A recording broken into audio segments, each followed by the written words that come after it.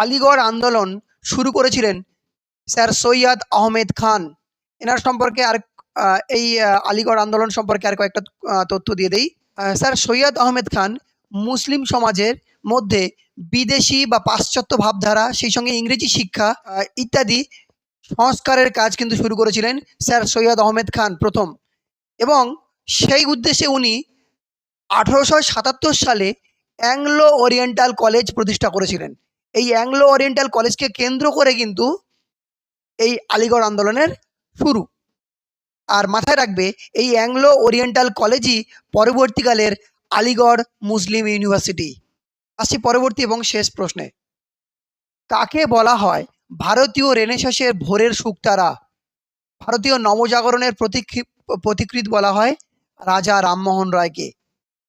এখানে একটা ছোট্ট তথ্য দিয়ে দেই, এই রাজা রামমোহন রায়কে এই রাজা উপাধি দিয়েছিলেন মুঘল সম্রাট দ্বিতীয় আকবর।